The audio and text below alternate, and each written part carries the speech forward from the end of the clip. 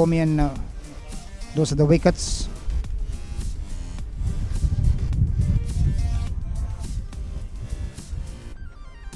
That was LBW wicket for second wicket for Assam. That was a brilliant delivery, came in and went through his bat and pad. Batsman unable to keep his bat down and Hapuhina taking the catch behind the stumps.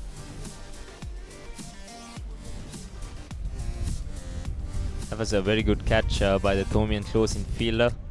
This was right before the lunch break. Two LBW decisions going in favour of St. Thomas's. This was Sachin, the first man to fall.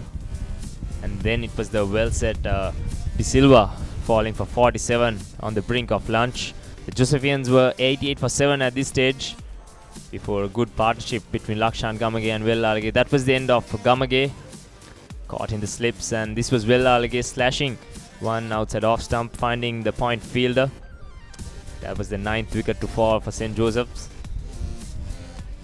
And this was the last man to fall, Ashane Daniel, trapped in front.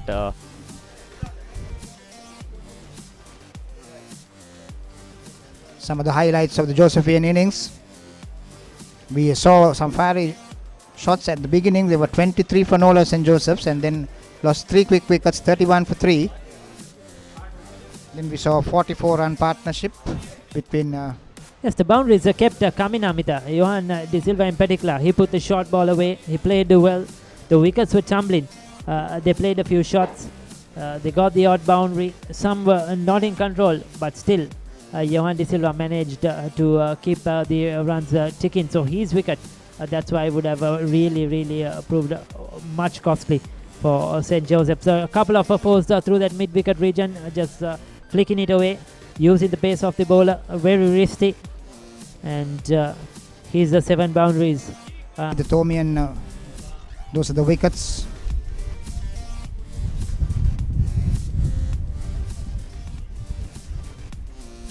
That was LBW wicket for second wicket for Assam. That was a brilliant delivery, came in and went through his bat and pad. Batsman unable to keep his bat down and Hapuhina taking the catch behind the stumps.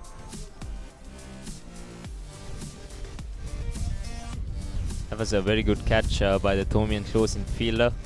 This was right before the lunch break. Two LBW decisions going in favour of St. Thomas's. This was Sachin, the first man to fall.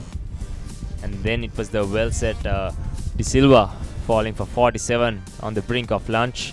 The Josephians were 88 for 7 at this stage before a good partnership between Lakshan Gamage and Wellalage. That was the end of Gamage. Caught in the slips, and this was Wellalage slashing one outside off stump, finding the point fielder. That was the 9th wicket to fall for St. Joseph's. And this was the last man to fall, Ashane Daniel, trapped in front. Background where the... Yes, some boundaries from the Josephine. Yes, this was Lakshan Gamage. He took the attack back to the Tomian bowlers. And this was Wellalage. This was after the lunch break when this Deo put on 83 for the 8th wicket. Both left-handers looked very good, especially through the offside. Any loose delivery was punched off. We saw some beautiful cut shots by the batsman. That's another one running down to the boundary.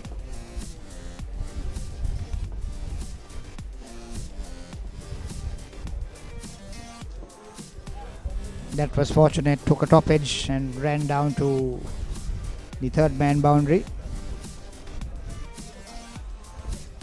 Yes, the 15-year-old Wellalage impressed everyone in this game as well. And that was Gamage driving through the covers.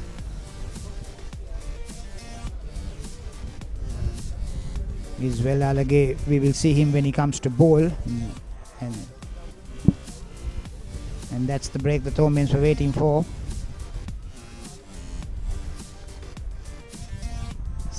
Miranga. He chipped in with 29 valuable runs for St. Joseph's.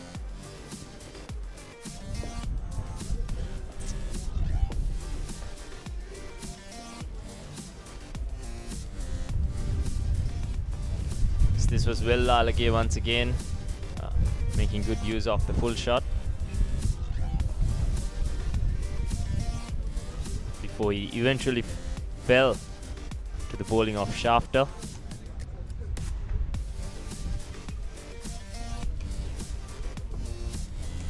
That was a very good shot by Miranga. Timed it well, got to the pitch of the ball, powerfully punched down. Here we go, the highlights of today's proceedings. Hapohina started very positively. That was the shot of the day. Just caressed it. No stopping that. Then we saw some loose deliveries by the leg spinner. The drop chances. That was the first, I think. And Juice His full toss hit away for 6 by hit me Jimel. delivery. That's the wicket. Hapohina loose stroke. And Dimel. Then we saw Mantila come into the wicket. Showed his class along with Gunaratna. Gunaratna was positive from the word go. Batted really well. And another drop chance. These are costly misses from St. Joseph's. And that was the That glorious was the- 6. That was the best hit, I think. That was too many for Gunaratna. That was another good shot.